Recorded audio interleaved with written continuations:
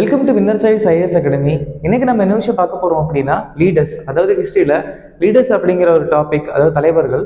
அதுல நாம இன்னைக்கு யாரை பார்க்க போறோம் அப்படின்னு பார்த்தா மௌலானா அபுல் கலாம் ஆசாத். மௌலானா அபுல் கலாம் ஆசாத் அவரை பத்தின ஒரு சில முக்கியமான விஷயங்களை தான் பார்க்க போறோம். சரிங்களா? மௌலானா அபுல் கலாம் ஆசாத் 11ஆம் தேதி நவம்பர் மாசம் 1888 சவுதி அரேபியால மெக்கா அப்படிங்கிற இடத்துல பிறக்கிறாரு. 1888 நவம்பர் மாசம் 11ஆம் தேதி சவுதி அரேபியால மெக்கா அப்படிங்கிற ஒரு இடத்துல பிறக்கிறாரு நம்ம மௌலானா அபுல் கலாம் ஆசாத். இந்த நவம்பர் 11 ஒரு முக்கியமான விஷயம். அந்த தினத்தை நம்ம வந்து ஒரு முக்கியமான தினமா கொண்டாடுறோம். அது நம்ம லாஸ்ட் செஷன்ல முடியும் போது பார்க்கலாம். சரியா? மௌலானா அபுல் கலாம் தான் அவரோட முக்கியமான பேர் ஆசாத். ஆசாதுங்கிறது அவருக்கு கிடைச்ச ஒரு பட்டம். எப்படி மோகன்லால் காந்திக்கு மகாத்மா அப்படிங்கிற பட்டமோ, எப்படி சுபாஷ் சந்திர போஸ்க்கு நேதாஜி அப்படிங்கிற பட்டமோ, எப்படி ராம்மோகன் ராய்க்கு ராஜா அப்படிங்கிற பட்டமோ, அதே மாதிரி தான் நம்ம மௌலானா அபுல் கலாம் ஆசாதுக்கு ஆசாத் அப்படிங்கிறது அவருக்கு கிடைச்ச ஒரு பட்டம். இப்போ உங்களுக்கான ஒரு ஃபர்ஸ்ட் கொஸ்டின், ஓகேங்களா? ராம்மோகன் ராய்க்கு ராஜா சைத்தா ராஜா ராம்மோகன் ராய், அந்த ராஜா அப்படிங்கிற பட்டம் யாரு கொடுத்தாங்கன்னு சொல்லி கமெண்ட்ஸ்ல மென்ஷன் பண்ணுங்க. உங்களுக்கான ஃபர்ஸ்ட் கொஸ்டின் அதான், ஓகேங்களா? குலாம் யாஸ்தானி. மௌலானா அபுல் கலாம் ஆசாவுடைய அப்பா பேரு குலாம் யாஸ்தானி, ஓகேங்களா? ஸோ மௌலானா அபுல் கலாம் ஆசாதுக்கு சின்ன வயசுல இருந்து தேசிய பற்று மேல ரொம்ப ஆசை. அதாவது இந்தியாவுக்கு ஃப்ரீடம் கிடைக்கணும், எல்லா நாடுகளும் நல்ல ஒற்றுமையா இருக்கணும் அப்படின்னு நினைச்சவர் தான் நம்ம மௌலானா அபுல் கலாம் ஆசாத். என்னதான் ஒரு இஸ்லாமியரா இருந்தா கூட இந்தியாவில் நடந்த முக்கியமான விஷயங்கள், நான் கோஆபரேஷன் மூவ்மெண்ட், அப்புறம் குவைட் இந்தியா மூவ்மெண்ட், இந்த மாதிரி விஷயங்களுக்கு நிறைய இம்பார்ட்டன்ஸ் கொடுத்திருக்கிறாரு நம்ம மௌலானா அபுல் கலாம் ஆசாத். பிசி பங்கிம் சந்திர சாட்டர்ஜி, விவேகானந்தா, சுவாமி விவேகானந்தா, அப்புறம் அவுர்பிந்தோ கோஷ், இந்த 3 பேரை பார்த்து இம்ப்ரெஸ் ஆகுறாரு நம்ம மௌலானா அபுல் கலாம் ஆசாத். அதுக்கப்புறம் அவங்களோட வழியில ஃபாலோ பண்ணி அவங்களோட கொள்கைகளையும் பின்பற்றுறாரு நம்ம மௌலானா அபுல் கலாம் ஆசாத். 1905 இந்திய பேட்ரியாட்டிக் அசோசியேஷன், 1905 இந்திய தேசப்பற்று சங்கத்துல ஒரு உறுப்பினர் ஆகிறாரு நம்ம மௌலானா அபுல் கலாம் ஆசாத். அந்த சங்கத்துல சேர்ந்து அந்த சங்கத்திலோட கொள்கைகளும் கூட இந்தியாவுக்காக பாடுபட ஆரம்பிக்கிறாரு மௌலானா அபுல் கலாம் ஆசாத். 1912 ஒரு ஜேர்னல், ஒரு பத்திரிகை கொண்டு வராரு. அதோட பெயர் ஆல் ஹிலால்னு சொல்லக்கூடிய பத்திரிகை கொண்டு வராரு மௌலானா அபுல் கலாம் ஆசாத். எந்த லாங்குவேஜ்ல? உருது மொழியில கொண்டு வராரு, ஓகேங்களா? இந்த பத்திரிகை மூலமா மக்களுக்கு நிறைய நல்ல விஷயங்களை பரப்புறாரு. அவருடைய நல்ல கொள்கைகள், முக்கியமா குறிப்பா தேசப்பற்று, அத விஷயங்களை, அந்த சார்ந்த விஷயங்களை இந்த ஆள்கள பத்திரிகை மூலமா அவர் என்ன பண்றாரு, மக்களுக்கு கொண்டு போய் சேர்க்கிறாரு. ஆனா என்னாச்சு, 2 வருஷத்திலேயே ஆங்கிலேய அரசாங்கம் வந்துட்டு 1914 இதை ரத்து பண்றாங்க. 1914 ஆல்கிலால்னு சொல்லக்கூடிய பத்திரிகை தடை பண்றாங்க ஆங்கிலேயர்கள்.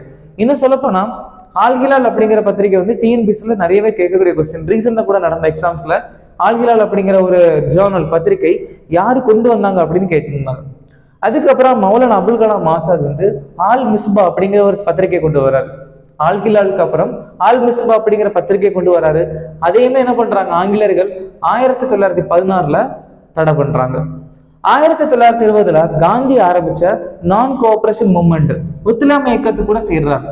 1920 நான் கோஆபரேஷன் மூவ்மெண்ட், ஒத்துழையாமை இயக்கத்துல வந்துட்டு ஒரு முக்கியமான பொறுப்புல சேர்ந்துட்டு மக்கள் கூட சேர்ந்து போராட்டம் பண்றாரு நம்ம மௌலானா அபுல் கலாம் ஆசாத்.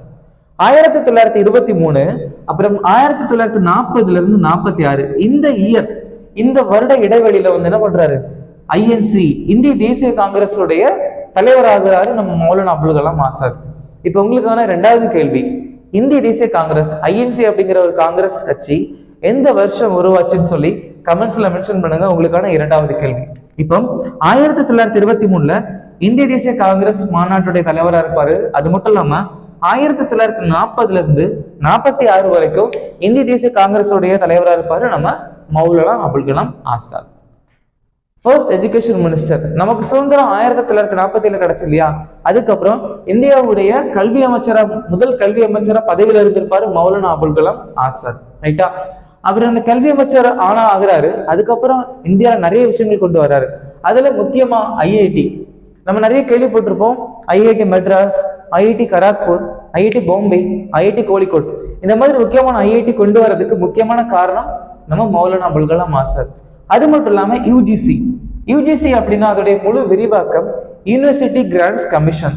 எப்ப வந்துச்சு? 1956 யூனிவர்சிட்டி கிராண்ட்ஸ் கமிஷன் வந்துச்சு.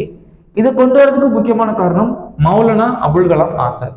அது மட்டும் இல்லாம Indian Institute of Science Bangalore, கர்நாடகால பெங்களூர்ல இந்தியன் இன்ஸ்டிடியூட் ஆஃப் சயின்ஸ் இருக்கு. அது வரதுக்கும் முக்கியமான காரணம் மௌலானா அபுல் கலாம் ஆசாத்.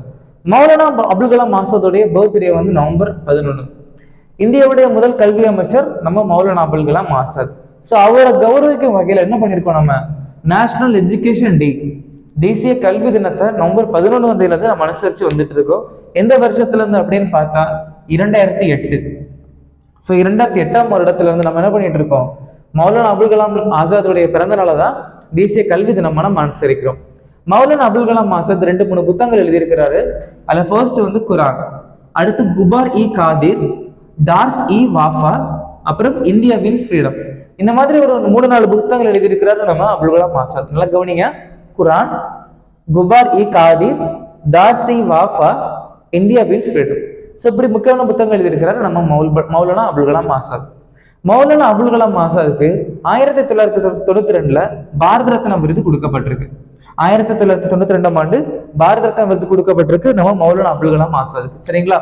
இப்ப உங்களுக்கான 3வது கேள்வி, எந்த வருஷம், அதாவது 1950 சம்திங், 1950 கொஸ்டின் மார்க், ஓகேங்களா? அதாவது பாரத ரத்னா விருது எப்போ ஆரம்பிச்சாங்க, நான் ஹிண்ட் கொடுத்துருக்கேன், 1950 சம்திங் தான்.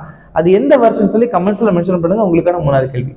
அது மட்டும் இல்லாம மௌலானா அபுல் கலாம் ஆசாத் வந்துட்டு கல்வி அமைச்சர் இருக்கும்போது ஒரு 3 முக்கிய விருதுகள் கொண்டு வந்திருப்பாரு.